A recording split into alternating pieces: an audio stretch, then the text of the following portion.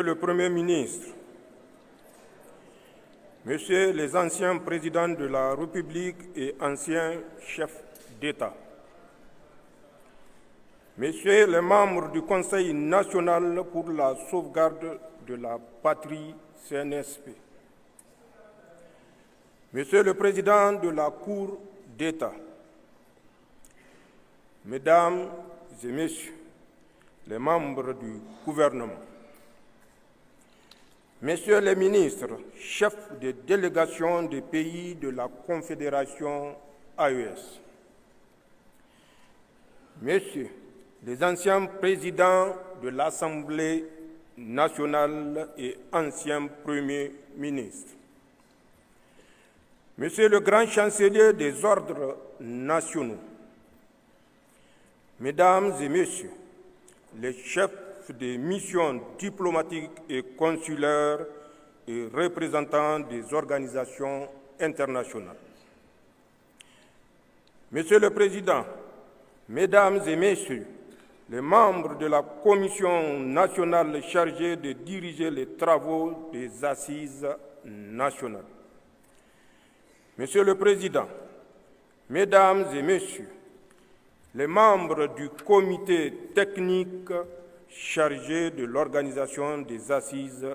nationales. Mesdames et Messieurs,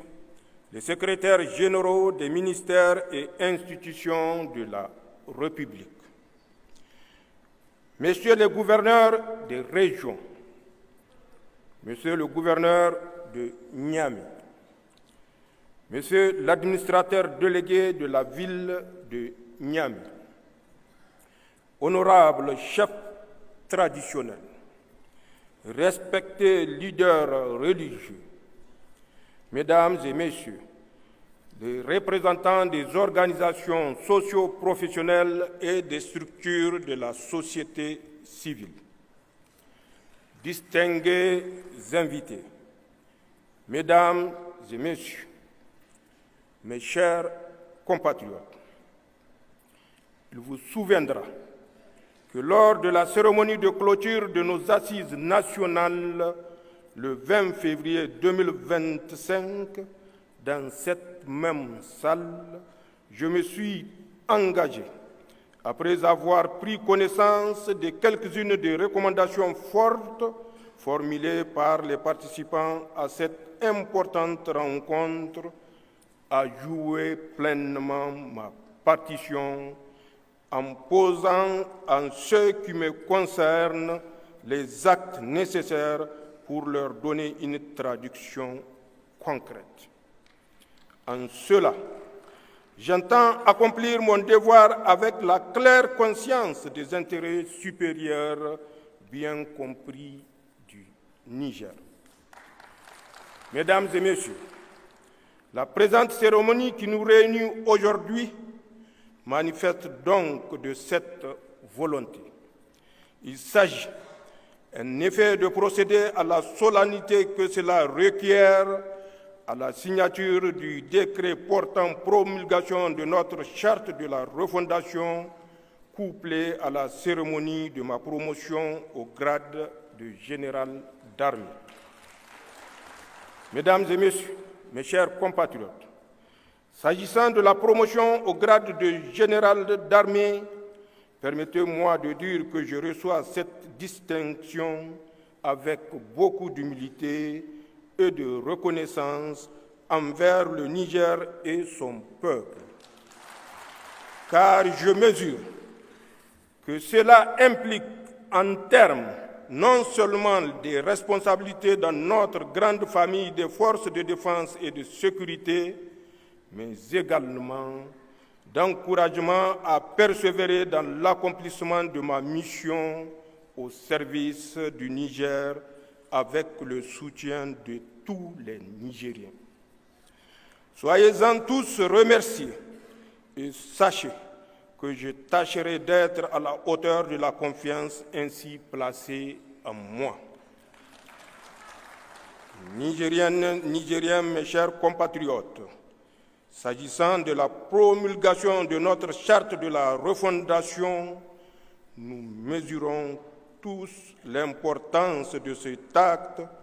qui consacre l'aboutissement d'un long processus populaire et inclusif commencé de mon adresse à la Nation du 19 août 2023. La charte que nous adoptons aujourd'hui s'inscrit quant à sa structuration dans l'approche classique des textes constitutionnels.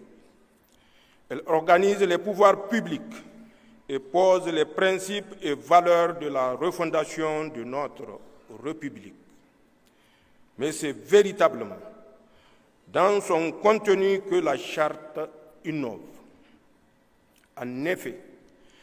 elle consacre, entre autres, le principe d'un recours au référendum populaire pour permettre au peuple de s'exprimer sur tout projet d'installation de bases militaires étrangères dans notre pays ou encore des mesures inédites de protection de nos ressources naturelles pour que les Nigériens véritablement profitent de l'exploitation de leurs richesses. Enfin, elle fait place au patriotisme, à la citoyenneté et à la protection de l'intérêt général. Nous pensons ainsi avoir appris de notre expérience récente et décidé que plus jamais cela ne doit se reproduire dans notre pays. Nigériennes, Nigériens, mes chers compatriotes, comme vous l'avez bien compris, il s'agit véritablement d'un pacte politique et social qui prend en compte nos réalités et nos légitimes aspirations d'un nouveau départ pour un Niger souverain et résolument engagé sur le chemin de son développement. Mais la réalisation de cet objectif va nécessiter de chacun et tous un effort assidu au travail. Elle va aussi nécessiter une résilience à toute épreuve et d'importants sacrifices. Elle va enfin nécessiter que tous les Nigériens se retrouvent et regardent dans la même direction, celle de l'intérêt supérieur de la nation.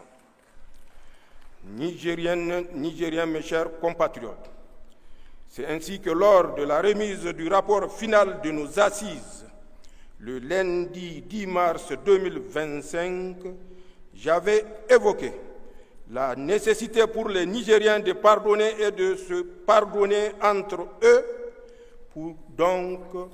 se débarrasser des boulets de la haine et de la rancœur qui tirent le pays vers le bas et lui empêchent de prendre son envol vers le progrès. C'est le lieu de réitérer cet appel, car je reste convaincu que c'est à cette condition que nous réussirons à libérer les énergies positives et le génie des Nigériens. Ma conviction repose par ailleurs sur le constat que notre pays, depuis sa décision historique de prendre son destin en main le 26 juillet 2023, est confronté à une adversité violente qui commande de mobiliser à l'unisson nos forces pour y faire face. Le drame de Fambita, et je voudrais ici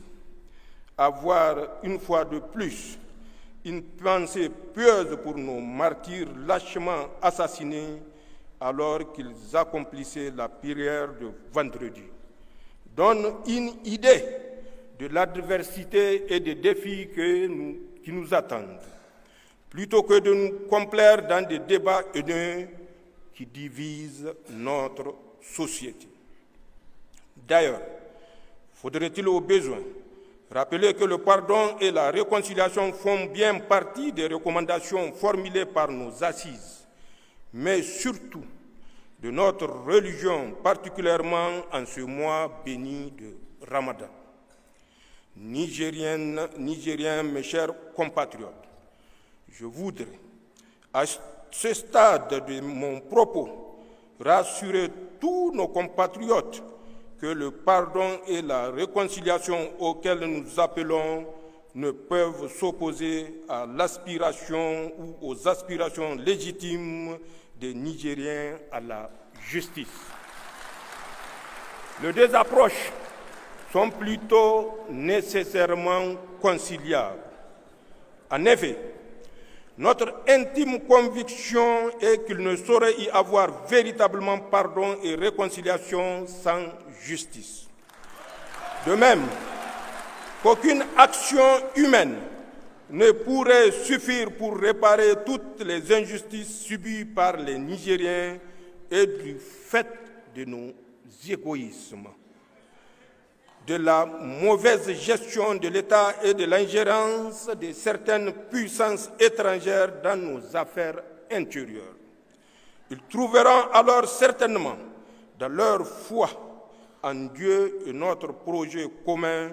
les forces de les surmonter. Nigériennes, Nigériens, mes chers compatriotes, pour ma part, je tiens à réitérer mon engagement solennel à toujours œuvrer pour le pardon et la réconciliation entre Nigériens, pour l'unité nationale, pour la justice et la reddition des comptes dans les affaires publiques. Par conséquent,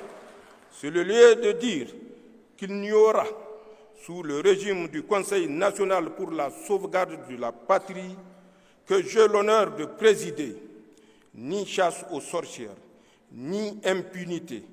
ni protection politique offerte à un quelconque Nigérien face à la justice ou à la commission de lutte contre la délinquance économique, financière et fiscale, COLDEF, que nous nous devons tous de soutenir en lieu et place des critiques stériles dont elles font souvent l'objet. Il revient donc à ces deux institutions de faire leur travail en toute indépendance, dans le respect de nos lois, pour apaiser